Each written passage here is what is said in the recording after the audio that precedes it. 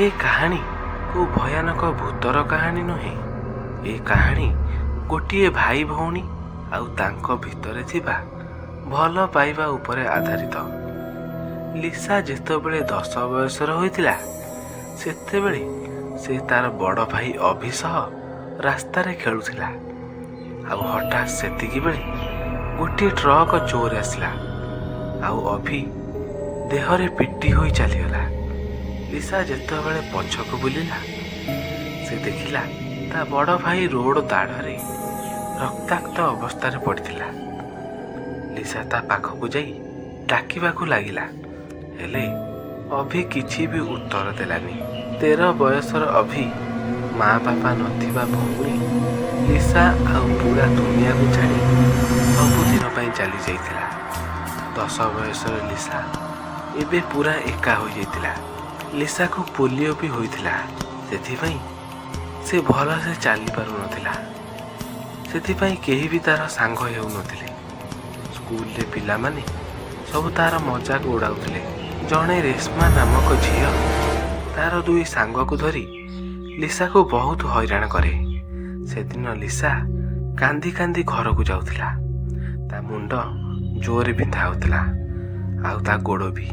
ଆଉ ସେତିକି ବେଳେ ହଠାତ୍ ଗୋଟେ କାର୍ ଜୋରରେ ତା ଆଡ଼କୁ ମାଡ଼ି ଆସିଲା। ଲିସାକୁ ଏମିତି ଲାଗିଲା ଯେମିତି କେହି ଜଣେ ତାକୁ ଉଠାଇ ରୋଡ଼ର ଦାଢ଼କୁ ଆଣିଲା ଭାରି। ଲିସାକୁ ଲାଗିଲା ତା ଭାଇ ଅଭି ତାକୁ ଉଠାଇ ରୋଡ଼ର ଦାଢ଼କୁ ଆଣିଲା ଭାରି। ସେଦିନ ରାତିରେ ଯେତେବେଳେ ଲିସାର ନିଦ ଭାଙ୍ଗିଲା ସେ ଦେଖିଲା ଝରକା ପାଖରେ ତାକୁ ଗୋଟେ ଛାଇ ଦେଖାଗଲା। ସେ ଛାଇକୁ ଦେଖି ଲିସା ବହୁତ ଜୋରରେ ଡରିଗଲା। ଆଉ ତାକୁ ଏମିତି ଲାଗିଲା ଯେମିତି ତା ରୁମ୍ରେ ଗୋଟିଏ ଭୂତ ଠିଆ ହୋଇଛି। ହେଲେ ସେ ଯେତେବେଳେ ଭଲସେ ଦେଖିଲା ସେଠାରେ ଅଭି ଠିଆ ହୋଇଥିଲା। ସେ ଅଭିର ନାଁ ଧରି ଡାକିବାକୁ ଲାଗିଲା, ହେଲେ ଦେଖୁ ଦେଖୁ ଅଭି କୁଆଡ଼େ ଉଭେଇଗଲା। ସେ ଭାବିଲା ଏବେ ଯାହା ଦେଖିଲା ଏଇଟା ବୋଧେ ତାର ଭ୍ରମ ହୋଇଥିବ। ଆଉ ସେ ପୁଣି ଥରେ ଆଖି ବନ୍ଦ କରି ଶୋଇପଡ଼ିଲା। ଆଉ ସକାଳେ ଯେତେବେଳେ ସେ ଉଠିଲା ସେ ଦେଖିଲା ଅଭି ଝରକା ପାଖରେ ଠିଆ ହୋଇଥିଲା। ଲିସା ବିଶ୍ୱାସ କରିପାରୁନଥିଲା ଯେ ଅଭି ସେଠାରେ ଠିଆ ହୋଇଛି ବୋଲି। ଏଥର ଯେତେବେଳେ ଲିସା ତାର ନାଁ ଧରି ଡାକିବାକୁ ଲାଗିଲା ଅଭି ତା ଆଡ଼କୁ ବୁଲିକି ହସିଲା। ଲିସା ଯେତେବେଳେ ଉଠିକି ତା ଭାଇକୁ କୁଣ୍ଢେଇବାକୁ ଗଲା ହଠାତ୍ ଅଭି କୁଆଡ଼େ ଉଭେଇଗଲା। ସେ କିଛି ବି ବୁଝିପାରୁନଥିଲା। ହେଲେ ଧୀରେ ଧୀରେ ଅଭି ତାକୁ ବହୁତ ଥର ଦେଖାଦେଲା। ଅଭି ଲିସାକୁ କିଛି ବି କହୁନଥିଲା।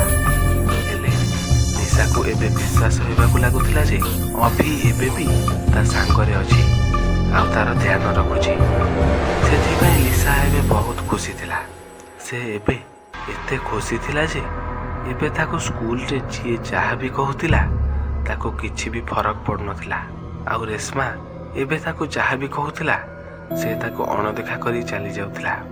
ହେଲେ ଗୋଟେ ଦିନ ଯେତେବେଳେ ଲିସା ଘରକୁ ଯାଉଥିଲା ସେତେବେଳେ ରେଶ୍ମା ଆଉ ତାର କିଛି ସାଙ୍ଗ ସେ ରୋଡ଼ରେ ଦାଢ଼ରେ ଥିବା ଗୋଟିଏ ପୋଖରୀକୁ ଲିସାକୁ ଠେଲିଥିଲେ ଆଉ ସେଇଠୁ ଚାଲିଗଲେ। ଲିସାକୁ ପହଁରିବା ଆସୁନଥିଲା ଆଉ ସେ ପାଣିରେ ବୁଡ଼ି ବୁଡ଼ି ଯାଉଥିଲା। ଆଉ ହଠାତ୍ ତାକୁ ଏତେ ଦିନ ପରେ ତା ଭାଇ ଅଭିର ଡାକ ଶୁଣାଗଲା, ଯିଏକି ତାକୁ କହୁଥିଲା ଲିସା ତୁ ଗୋଡ଼କୁ ବାଢ଼ା ଆଉ ଉପରକୁ ଉଠିଯା। ଲିସାକୁ ଗୋଟେ ଶବ୍ଦ ତାକୁ ବାରମ୍ବାର ଶୁଣାଯାଉଥିଲା। ଲିସା ତା ଭାଇ କହୁଥିବା କଥାକୁ ମାନି ଗୋଡ଼କୁ ବାଢ଼ି ପାଣିରେ ପହଁରିବାକୁ ଲାଗିଲା। ଲିସାକୁ ପୋଲିଓ ହୋଇଥିବାରୁ ତା ଗୋଡ଼ରେ ବହୁତ କଷ୍ଟ ହେଉଥିଲା। ତାପରେ ବି ସେ ବହୁତ ଚେଷ୍ଟା କରି ଉପରକୁ ଉଠି ଆସିଲା ଭାରି। ଯେମିତି ଯେମିତି ସମୟ ବଦଳିବାକୁ ଲାଗିଲା ତାର ଗୋଡ଼ ଠିକ୍ ହେବାକୁ ଲାଗିଲା। ଯେତେବେଳେ ସେ 13 ବୟସର ହେଲା ଏବେ ତାର ଗୋଡ଼ ପୁରା ଠିକ୍ ହୋଇଯାଇଥିଲା। ସେ ଠିକ୍ ସେ ଚାଲିପାରୁଥିଲା। ଆଉ ସେ ଦେଖିଲା ସେ ଅଭି ପରି ସେତିକି ହାଇଟ୍ର ହୋଇଯାଇଥିଲା। ଅଭି ବି ତାକୁ ଦେଖି ଝରକା ପାଖରେ ଠିଆ ହୋଇ ହସୁଥିଲା। ଆଉ ସେଦିନ ରାତିରେ ଯେତେବେଳେ ଲିସା ଶୋଇଥିଲା ତାକୁ ଏମିତି ଲାଗିଲା ଯେମିତି ଅଭି ତା ମୁଣ୍ଡକୁ ଆଉଁସି ଦେଉଥିଲା ଆଉ ତା କାନରେ କହିଲା ମୁଁ ଯାଉଛି ଲିସା, ତୁ ତୋର ଧ୍ୟାନ ରଖିବୁ। ଆଉ ହଠାତ୍ ଲିସାର ନିଦ ଭାଙ୍ଗିଗଲା ଆଉ ସେ ଦେଖିଲା ରୁମ୍ର ଝରକା ଖୋଲା ଥିଲା ଆଉ ଅଭି ଆଖପାଖରେ କୋଉଠି ବି ନଥିଲା। ସେହି ଦିନଠାରୁ ଆଜି ଯାଏଁ କେବେ ବି ଲିସାକୁ ଅଭି ଦେଖାଯାଇ ନାହିଁ। ହେଲେ ସେ ଖୁସି ଥିଲା ଯେ ଯେତେବେଳେ ତାକୁ ଭାଇର ବହୁତ ଆବଶ୍ୟକ ଥିଲା ତା ଭାଇ ତା ପାଖରେ ଥିଲା ଆଉ ସେ ତାକୁ ବଞ୍ଚେଇବା ଶିଖେଇ ଦେଇକି ଗଲା। ଯଦି ଆପଣଙ୍କୁ ଏ କାହାଣୀ ଭଲ ଲାଗିଛି ତାହେଲେ ଆପଣ ଏ କାହାଣୀକୁ ତମ ଭାଇ କିମ୍ବା ଭଉଣୀ ପାଖକୁ ନିଶ୍ଚୟ ସେୟାର କରିବେ ଆଉ ମୋ ଚ୍ୟାନେଲକୁ ସବସ୍କ୍ରାଇବ୍ ନିଶ୍ଚୟ କରିବେ। କାହାଣୀଟି ସରିଲା।